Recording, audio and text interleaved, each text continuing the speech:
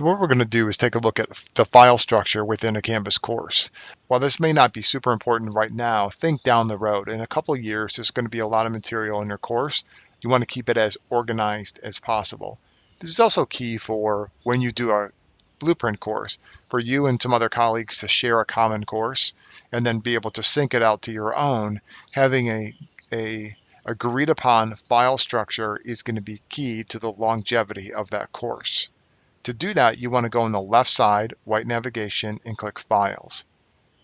For this example, I'm going to click plus folder and just call this Homepage Images. So all the images I'm going to add to the homepage will all reside or live inside this folder. I'm going to click the little check. So now if I click on this, this is where I can just drag and drop any images I have that I later want to tag to my front page. So I already have an image here in my downloads, this great headshot.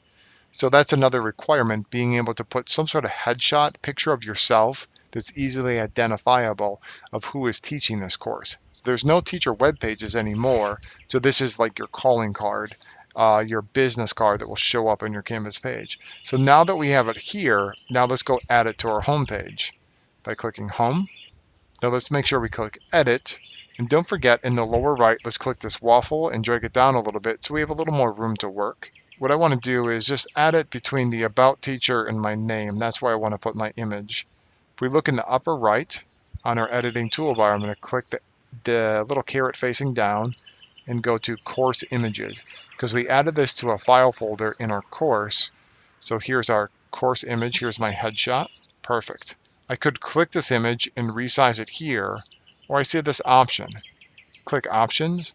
We do recommend that you change this. This is when a screen reader will read the page. So let's say I am unable to see and I'm using a piece of assistive technology to read the screen. When it gets to the image, it'll just say picture of Colin Davitt. And so the person who is reading the page will be able to tell basically how the page is laid out. I could adjust, I just want it a little bit smaller, and it will automatically go to a predetermined size, and that looks pretty good. Now what's the difference between that and, say I want to add an image here, and I just go and click and choose Upload Image. I can do the same thing. I'm going to grab an image of, just say this is a picture of the garage. I'm just going to click Submit.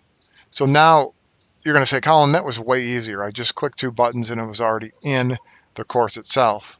The thing is, it just lumps it into the course like a big pile of images, where the other one is going to be structured and it has a folder to live in. So short term, this is really easy. Long term, this is the way you want to go. You really want to start to set up your file structure in a systematic way to organize everything logically. Because it might make sense to me, but if we shared the course among many teachers, or you're the new teacher and you inherit this course and you see a long list of files, it may be very difficult to pick out which one is the headshot and which one is the picture of the garage. When you are finished though, don't forget to click Save in the lower right.